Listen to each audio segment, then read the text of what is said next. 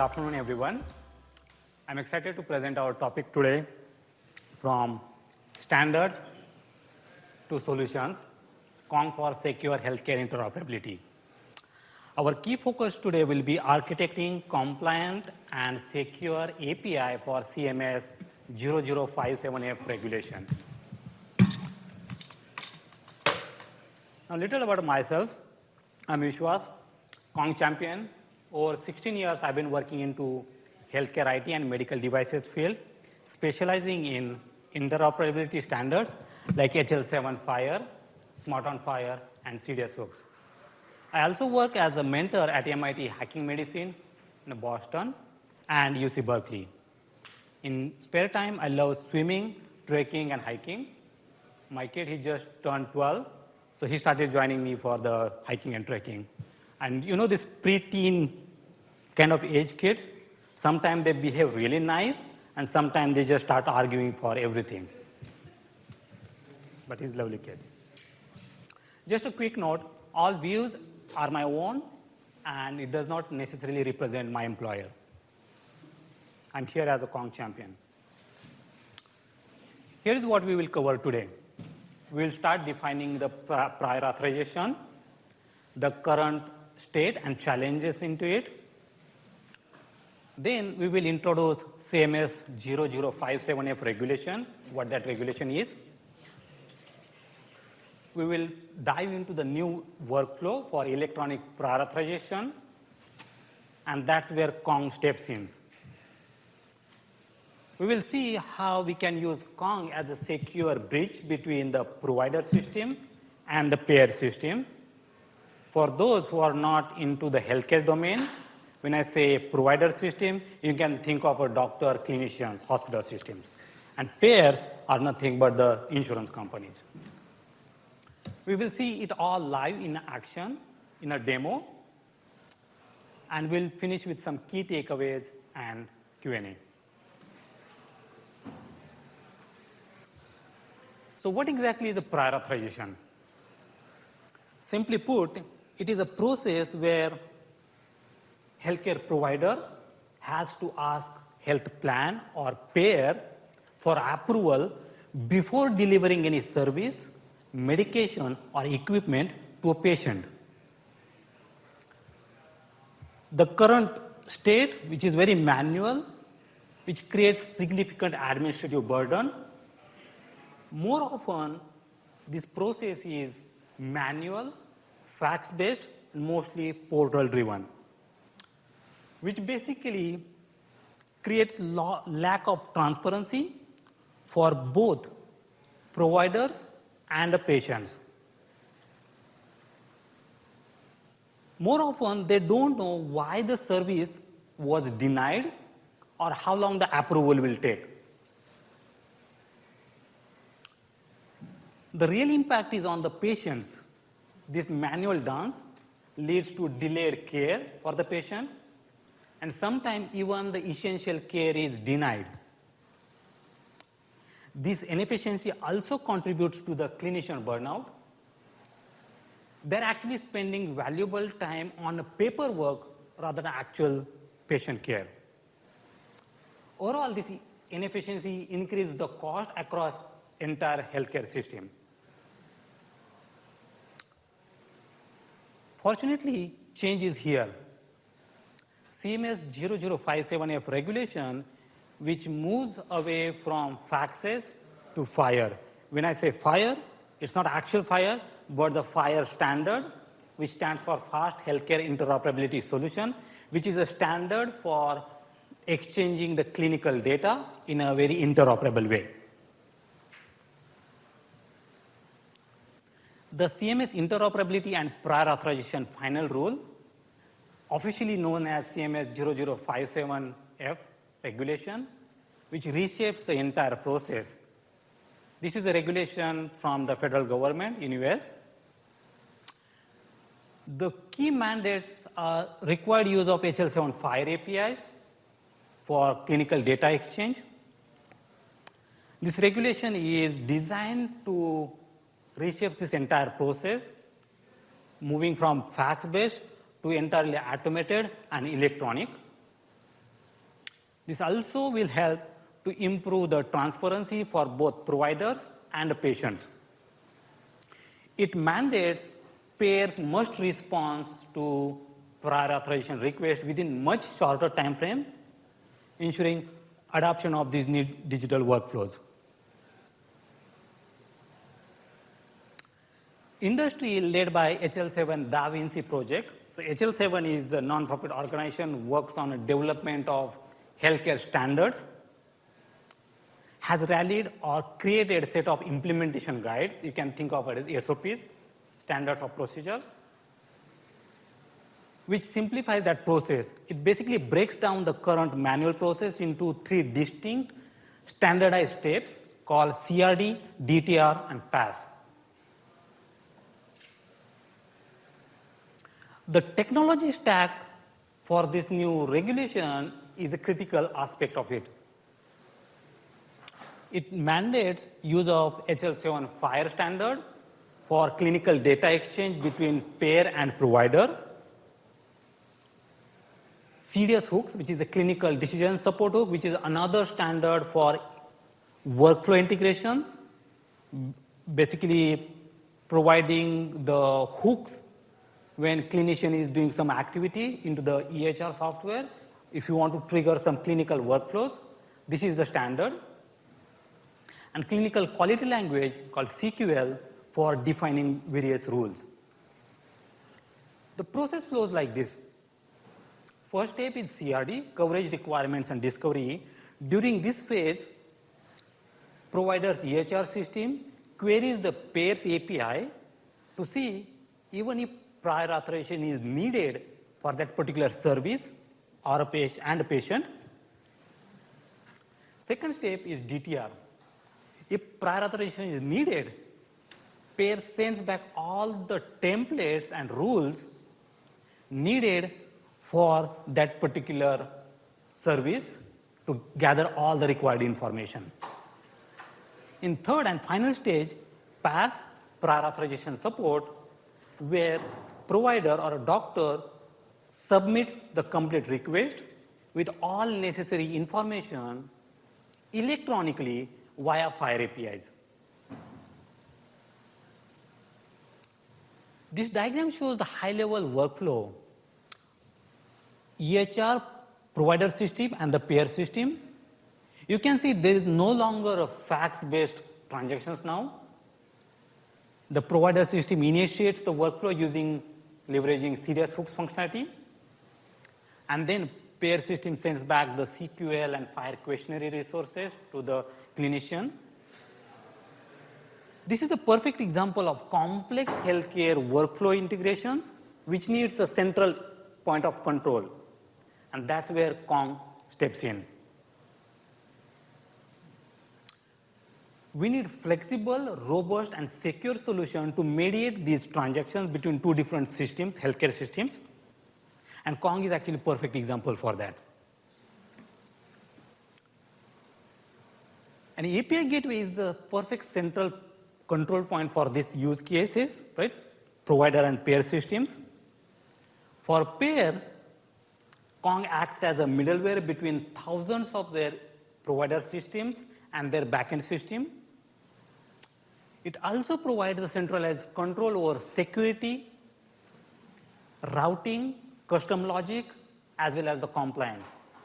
So instead of baking compliance and security into your backend system, now we are offloading that responsibility to the Kong. Specifically, Kong provides 3 critical pillars for this healthcare use case: authentication and security. Kong handles complex authentication mechanism defined by the CDS hooks standards. Traffic management. Kong enables efficient rate limiting and load balancing, ensuring the backend API is responsive and available during the peak load. Compliance and extensibility. Kong's plugin architecture is a key.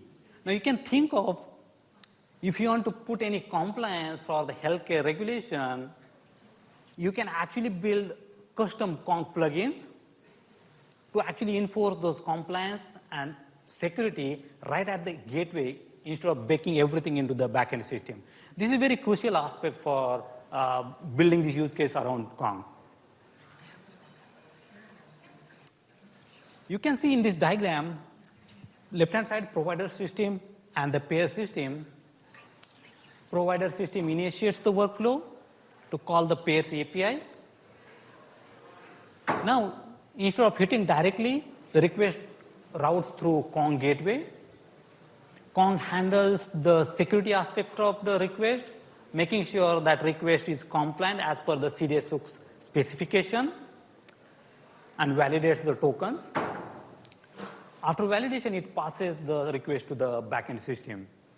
If not, Kong handles the denial right at the API gateway, protecting your backend system. And all the workflow is based on the HL7 FHIR standards, which is as per the compliance requirements of the CMS 0057F. Now let's see this in action.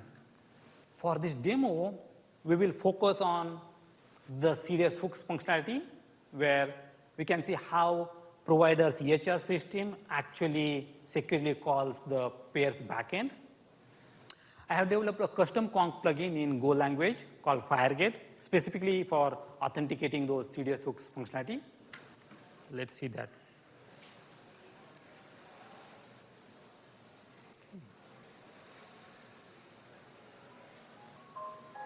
So this is a Go language plugin, and I have embedded everything into the Docker Compose file so that when you fire up the environment, you don't need to run any other processes or applications. The Kong actually embedded has their own the custom plugin which we have developed, which is called FHIRgate. So let's fire up our development environment. Here we see 3 containers running, Kong with our embedded plugin for CDS hooks authentication, CRD service, which acts as the pairs backend system, and registry service, which basically stores the client credentials. So let me, before we check on the happy path, let's check on some of the negative scenarios. So if I'm trying to hit the CRD service, which is a coverage requirement discovery service at the pair side, and if I'm not passing any token, basically, we get 401. Now, even if I pass the token, which is expired one, we still get 401. And you see, we are not providing much detail to the caller why this service was denied, but we are actually documenting everything into the logs. If you see the Kong's log, you will start seeing first request it was failed because of the missing or invalid authorization token, and second was failed because it was actually expired. Let's actually go now and check the happy path. For this, we will be using the mailed RX sandbox.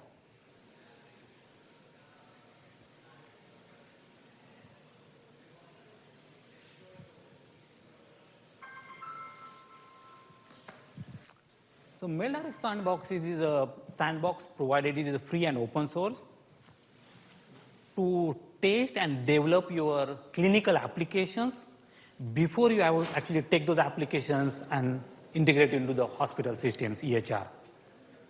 It provides some synthetic patients and the practitioners for your testing purpose.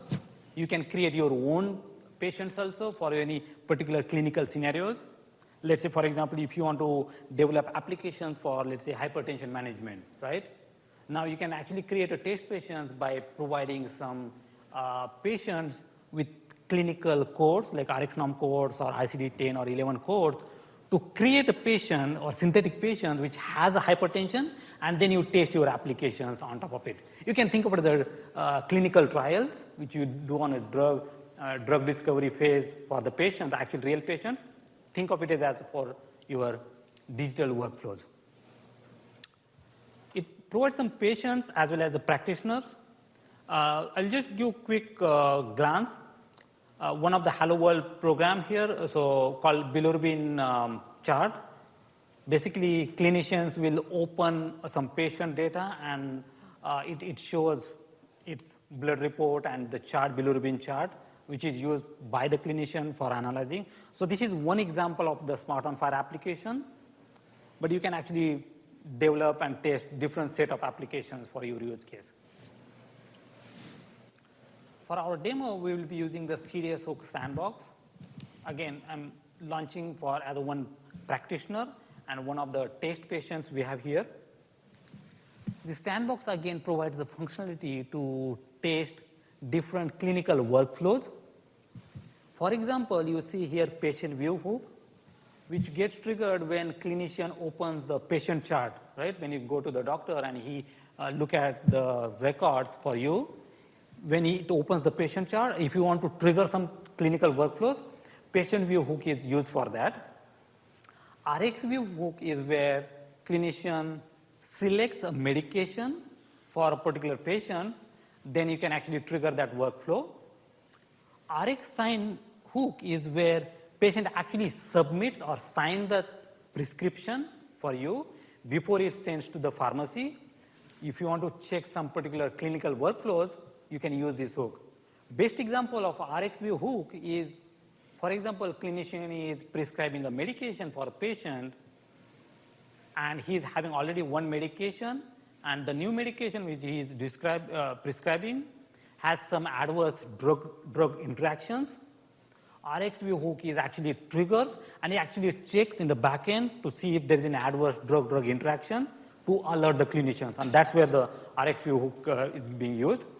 And RX sign is mostly now in our use case, prior authorization, where clinician prescribe a medication or medical device or lab order, maybe MRI or CT scan or something, and now you want to check whether this medication which I am prescribing or medical device which I am prescribing that particular patient, whether it is covered under his or her insurance.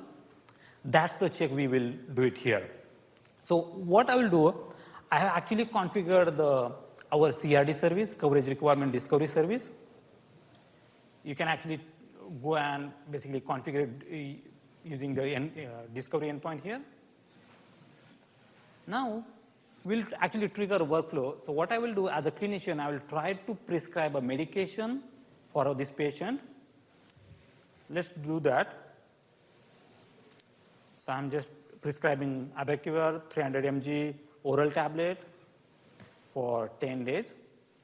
Right. Now, once I hit the sign order button, it will trigger that workflow, which calls the payer's backend system. But now you see we have our custom plugin in between the Kong. It basically routes that request through Kong.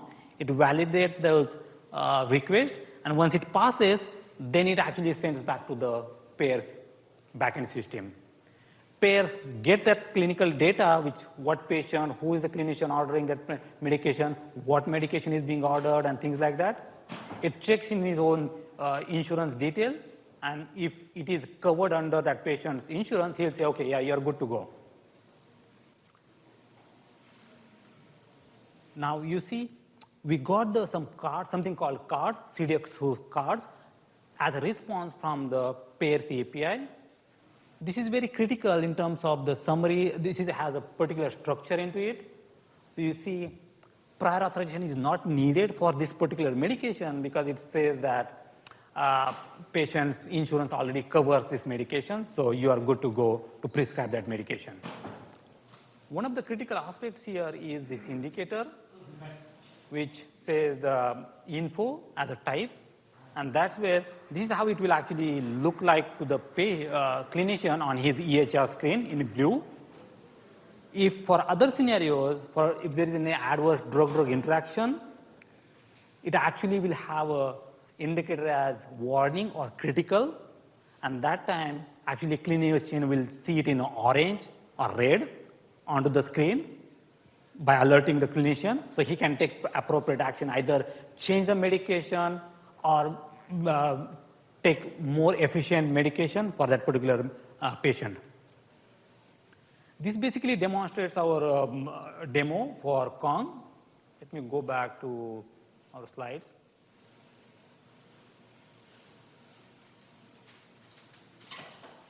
To summarize our key journey today, here are the key takeaways. We can use Kong to solve complex healthcare interoperability challenges. It is the right solution for central point of control. We see Kong's extensibility or plugin architecture allows us to build complex healthcare custom and compliant plugins using either Lua or Go language or Python or JavaScript. The same gateway which secures the applications can enable by using, let's say, Kong's AI gateway to enable AI-driven serious applications.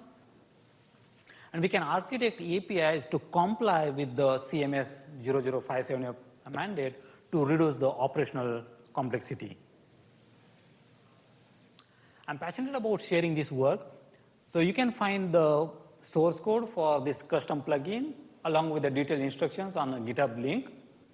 Also, I have provided the CMS 0057F registrar details and also the presentation around it. Thank you very much for your time.